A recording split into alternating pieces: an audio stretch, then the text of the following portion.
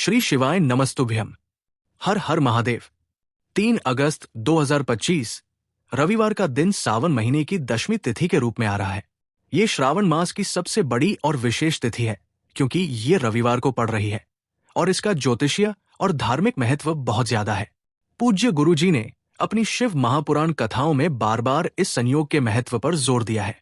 उन्होंने कहा है कि जब भी श्रावण मास की 10वीं तिथि रविवार को पड़े तो 11 गेहूं के दानों का ये खास उपाय कभी नहीं छोड़ना चाहिए।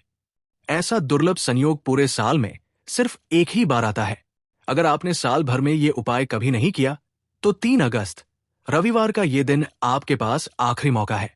इस दिन ये उपाय करने से आपको ऐसा फल मिलेगा जिसकी आपने कभी कल्पना भी नहीं की होगी। ये छोटा सा उपाय बड़े बड़े पूजा पाठ और अनुष्ठानों से भी बढ़कर फल देता है। कई लोगों ने इसे आजमाया है और उन्हें निश्चित रूप से इसका लाभ मिला है। आपकी हर मनोकामना पूरी होगी और घर की हर प्रकार की समस्या, चाहे वो पितृदोष हो या मंगल दोष, दूर होगी। इस वीडियो को देखने के बाद आपको इन उपायों को समझने के लिए किसी और वीडियो की जरूरत नहीं पड़ेगी। तो चलिए जानते हैं इन चमत्कारी उपायों के बारे में एक एक करके। दोस्तों, ये उपाय उन लोगों के लिए है जिनके जीवन में कर्ज, आर्थिक संकट, व्यापार में हानि या धन की कमी जैसी गंभीर परेशानियां हैं। सामग्री: 11 साबुत गेहूं के दाने। ध्यान रहे, ये कहीं से टूटे हुए या खंडित न हो। आप इन्हें किसी भी किराना स्टोर से आसानी से ले सकते हैं। 11 साबुत चावल के दाने, ये भी खंडित नहीं होने चाहिए। एक तांबे का लोटा, इसमें अपने घर का शुद्ध जल भरें। मंदिर से पानी न लें। विधि: समय: इस उपाय को प्रदोष काल, शाम का समय में करना सबसे उत्तम माना गया है। हालांकि अगर शाम को संभव न हो तो आप इसे सुबह के समय भी कर सकते हैं, इसमें कोई दिक्कत नहीं है। स्थान: महादेव के शिवलिंग के पास मंदिर में।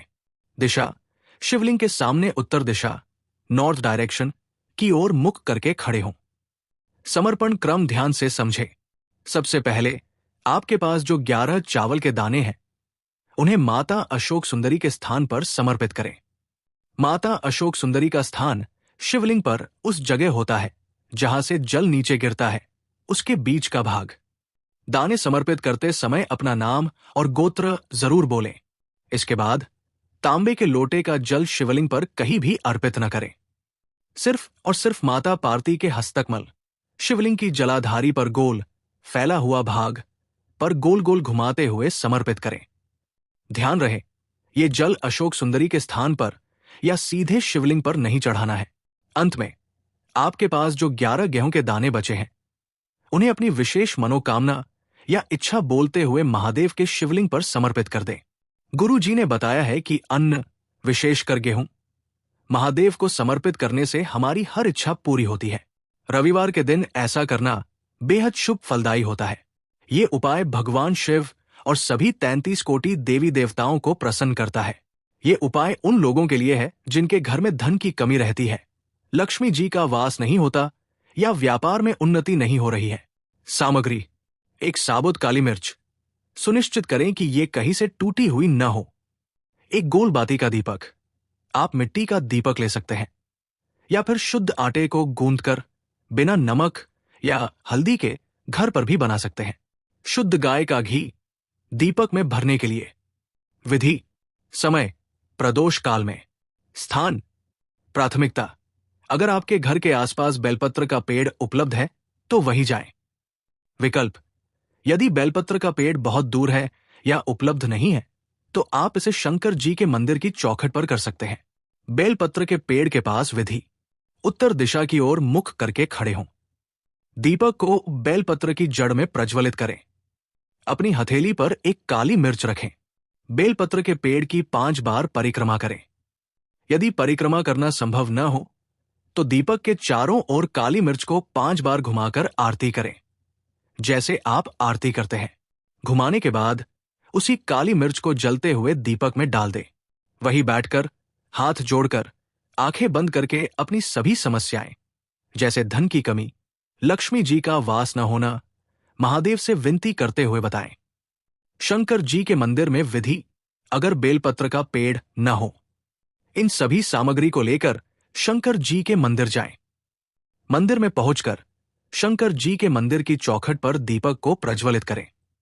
दीपक जलाते समय आपका मुख उत्तर दिशा की ओर होना चाहिए। दीपक जलाने के बाद अपनी हथेली पर एक काली मिर्च रखें। अपने जीवन की जो भी समस्याएं हैं, परिवार या धन संबंधी, उन्हें मन ही मन बोले। बोलने के बाद उसी काली मिर्च को जलते हुए दीपक में डाल दें। कामना करें कि आपके घर में लक्ष्मी जी का वास हो और आपकी सभी इच्छाएं पूर्ण हों। गुरु जी ने बताया है कि शंकर जी के मंदिर की चौखट पर 33 कोटि देवी देवता निवास करते हैं। वहां दीपक जलाने से भगवान शिव के साथ साथ सभी देवी देवता भी प्रसन्न होते हैं और उनकी कृपा से आपकी कामनाएं 100% पूरी होती है। ये उपाय आपके जीवन की सभी प्रकार की समस्याओं जैसे धन संबंधी परेशानी, कर्ज, बच्चों की पढ़ाई, व्यापार में रुकावट और घर में रोग की स्थिति को दूर करने के लिए है। सामग्री: 2 फूल वाली लौंग, एक जोड़ा। ध्यान दें कि लौंग खंडित न हो। लाल चंदन का पाउडर, यदि आपके पास लाल चंदन की लकड़ी है तो उसे घिसकर भी इस्तेमाल कर सकते हैं।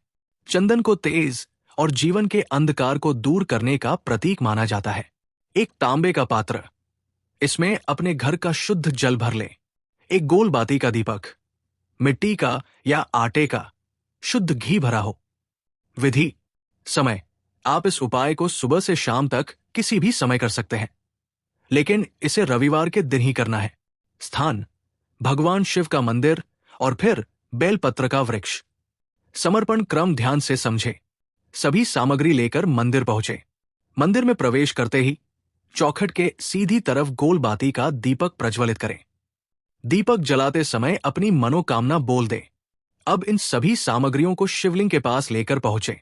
आपके पास जो तांबे के पात्र में शुद्ध जल है, उसमें से केवल आधा लोटा जल ही भगवान शिव के शिवलिंग पर अर्पित करें। आधा लोटा जल उसी पात्र में बचाकर रखें। आपके पास जो 2 लौंग हैं, उन्हें अपना नाम और गोत्र बोलते हुए और अपनी जो भी समस्याएं चल रही है, जैसे धन, कर्ज, पढ़ाई, व्यापार, रोग, उन्हें बोलते हुए भगवान शिव के शिवलिंग पर अर्पित कर दें।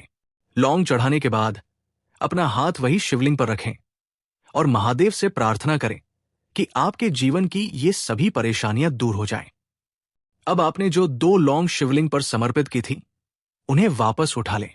इन दोनों लौंग को बचा हुए आधे लोटे जल वाले पात्र में डाल दें। साथ ही जो लाल चंदन आप लेकर आए थे, उसे भी उसी आधे लोटे जल के पात्र में डाल दें।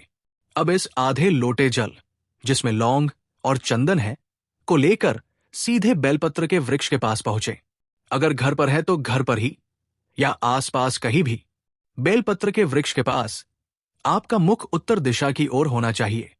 अपना नाम और गोत्र बोलें और पुनः वही सभी परेशानियां जो आपने शिवलिंग के पास बोली थी, उन्हें बेलपत्र के वृक्ष के पास भी दोहराएं।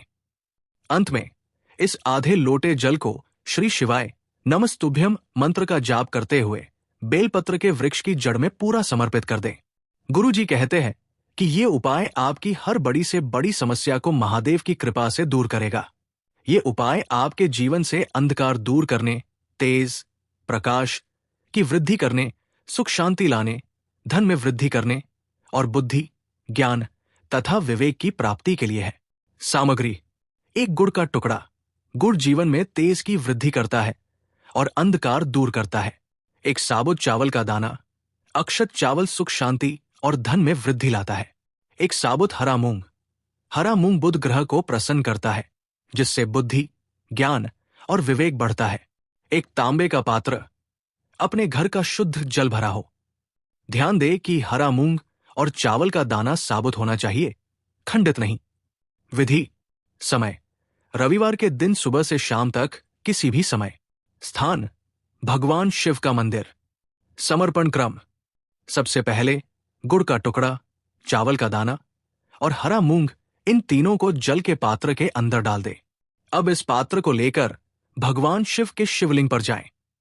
श्री शिवाय नमस्तुभ्यम मंत्र का जाप करते हुए और मन में तुमरुकेश्वर महादेव का स्मरण करते हुए इस जल को धीरे धीरे शिवलिंग पर अर्पित कर दें।